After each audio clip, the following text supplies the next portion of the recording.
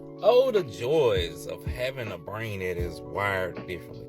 And the biggest issue I've stated before is being so high functioning growing up that people just think you lazy at this point. Like, oh, what's wrong with you? You used to be this, that. You were a person with, resolve. I literally was operating out of survival mode the whole time. I was just trying to make it.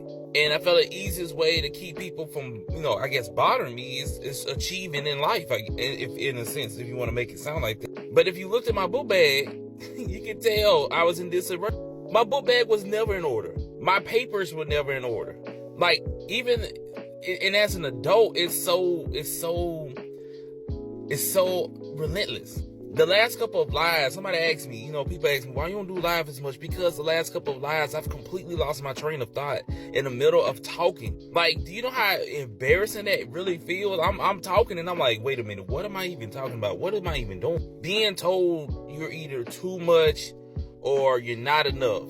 It makes you just isolate to where you don't even want to be around people. Because it's like once you get close, folks, like when you really get close and be happy, all of those unhinged ADHD, those happy moments, you feel like a little kid and you feel like you can finally just unwind and be yourself. But it's like the moment you do that, people use that against you. You can't help that you're a loving and a caring person. Naturally, you just like that. It's no bragging. That is just who you are. You are wired to be that person. You ask questions because you just kind of need a flow to understand where you're going. And it's not because you don't trust people. It's just because your mind tells you need to know what's going on at all times. So you come across as too much and needy, and therefore it makes people not even want to be with you more.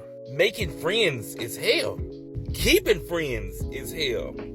Waking up at 2 a.m. and setting a bunch of goals and writing in your journal and being happy and be like, okay, I'm going to be productive. Then wake up 4 hours later and you stuck on the couch the rest of the day. So ultimately, you just kind of sit in the house so you won't completely just bother people anymore. Or until you have your next meltdown and then folks start asking all these questions. Why you didn't say anything? I did say something. Well, you should have said it better.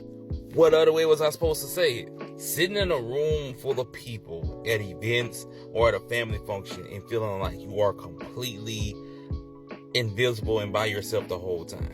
You can't connect with people the way that I guess normal people do. You sit outside kind of like looking inside. It's kind of like the Squidward meme when he's watching SpongeBob and Patrick run around and play. And you just feel trapped inside your own body and your own mind. Realizing that they're trying not to hurt your feelings when they say it's me, not you, because it's clearly you.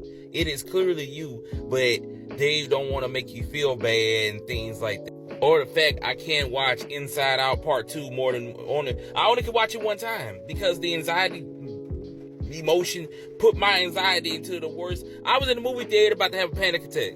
Okay? So it's those type of things. Having to rewatch the same shows and movies over and over because it's like that's the only way you can find comfort. Watching new stuff in moments where anxiety is about to kick in or like a high tense moment puts you in a whole mood. Y'all, people just really don't understand. To the point you just be quiet because you don't even want people to judge you for your thinking. Like if you let your intrusive thoughts or the things that you care about come out or how you feel, and then it gets awkward, silent, and people just look at it. And lastly, people giving their advice on things you should do. You read all these books and things, and it still don't work. Like you do the therapy, you take the medication, you self-isolate when you need to, or you step out when you need to. You do all of these things. You speak positive thoughts into your mind. You meditate, you pray, you fast, you do all of this stuff. And you still wake up with a brain the way it is. And so, I don't know. I know this is a long video, and I'm sorry. I don't know. Sometimes you just like, am I the only one? It's just me. Is it me? It's just me. And I just sit here and think about that, like this whole mind thing is tiresome. And some days I just be like, bro, I don't even want to deal with it no more. So if you listen to the whole video and you got to this point, whoever it is out there, like if you feel this way, you're not alone. And I pray that you find comfort somewhere along the way, because Jesus Christ, some days I just don't know.